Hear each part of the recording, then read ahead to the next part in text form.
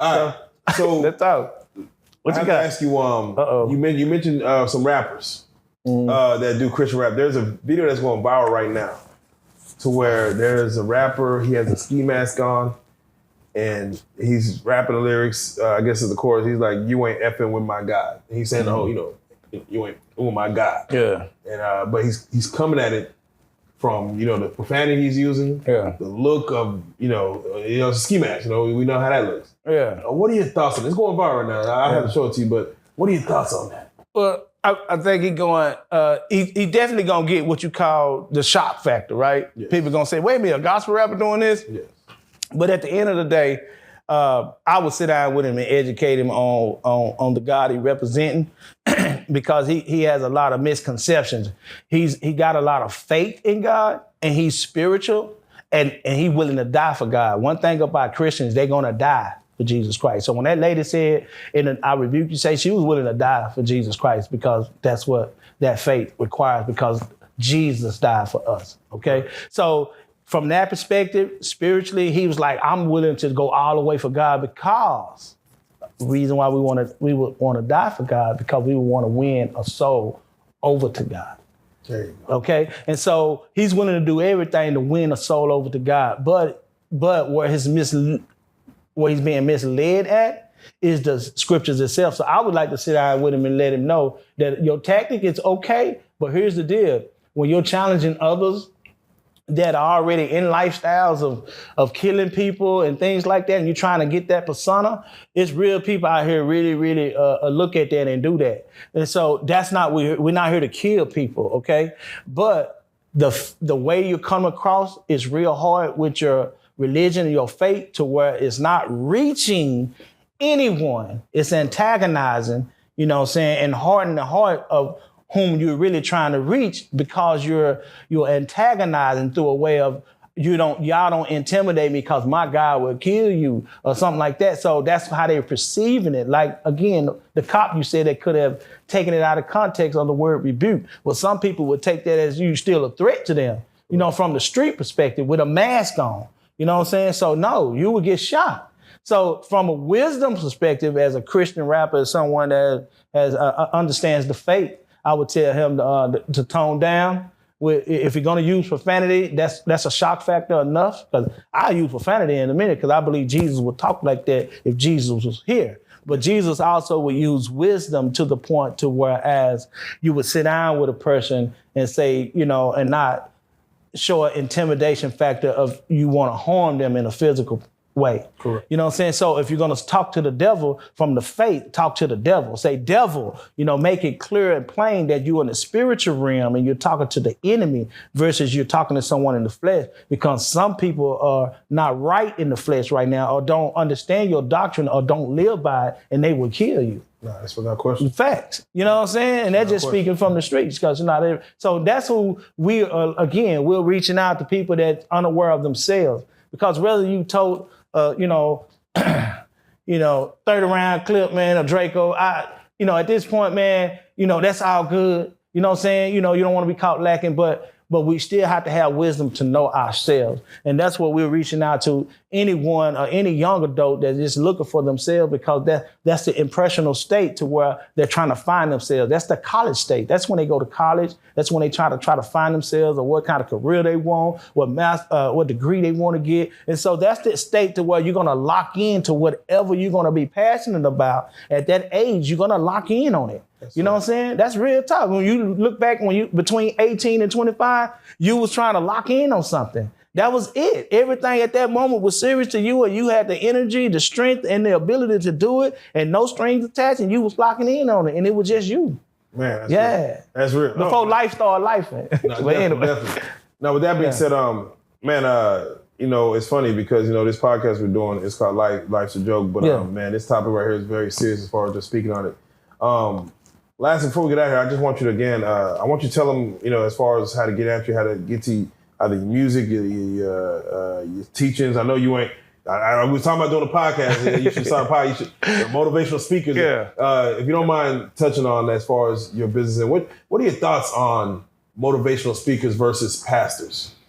That's a good question. Motivational speakers, I believe, are becoming pastors now. And pastors are becoming motivational speakers. Because I hear in motivational speakers, they put scriptures in here and there. But and I hear pastors saying some of the quotes and passages that motivational speakers also say on their platforms. And so I think it's a good combination at the end of the day.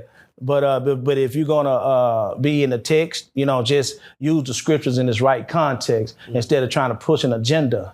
You know what I'm saying? And if you're going to motivate, just motivate. But I would say to the motivational speakers, if you don't have scholarship, then watch how you use the text, because you can use it out of context. You know what I'm saying? Or what it means. So if you're going to use that text, then understand it. But stay motivational. And so I'm really heading more into motivational speaking. But at the same time, I would love to, sit down with those of great minds. But I have teachers, like I said, man, that I sit up under, and I'm about to go up under even more with to learn more. So I'm at they they already know. So but at the end of the day, man, thank you. No, you know what I'm saying? There's much love, man, and I love to just talk about life, man. Yeah, no, I would love again, even if you come in when something's happening, or even if we do it virtual, I would love when things come around that it comes from a spiritual standpoint. I would love the spiritual aspect on it, because I like to speak to more people who are more ordained on the book than I am, and have you come in and speak on things like that. Like when I talk about Sonia Macy and the rebuke in the name of Jesus, you're a person I will lean on to kind of get some more clarity on that. So as things go forward, I'd love to invite you back to where we speak on things of a spiritual nature, or things that's happening in the spiritual world or realm. Because every day we're tested. Every day. The world gets tested. And I would like to give just clarity to the people who are seeking understanding. Yeah, seeking understanding through the spiritual realm, man. Thank you for that opportunity, man. Like I said, I'm still learning. I'm not perfect. But at the same time, we're all seeking that hidden presence, man. And we can identify it through certain religions and things like that, but just stay focused.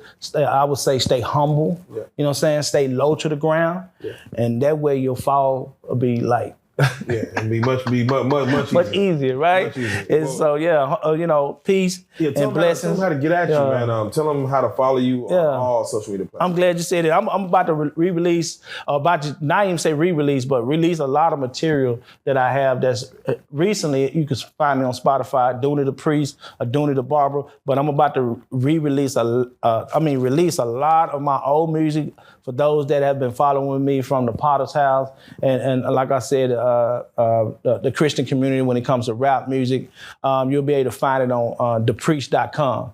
And so go to thepriest.com. It's going to have all that on there, and it's going to direct you to Spotify and all the other digital platforms where you can get a lot of my new old music, as well as my current music. You know what I'm saying? And so, but I'm going through I'm going through my phases. I'm just to say this, that in my imperfections, I'm focusing more on me, so I can be better for those that I reach out to, or that reach out to me. Because I'm more now, when I was in the gospel doctrine or in the teachings of Christ, it's more trying to find the people. Well, I'm not on a mission of trying to find anyone anymore. I don't have that type of burden. But where I'm at now as the priest, as my teachings, is that just learning more about myself, learning more and getting deeper into what I'm seeking for when it comes to more spirituality and knowledge that I'm acquiring, to whereas if someone is drawn to me, I can be a better teacher. I can be a better teacher. So, all right, well, peace and blessings. You already know what it is, man. Life's a joke, man. Life's a joke. And can I say that one time? Yeah, please do.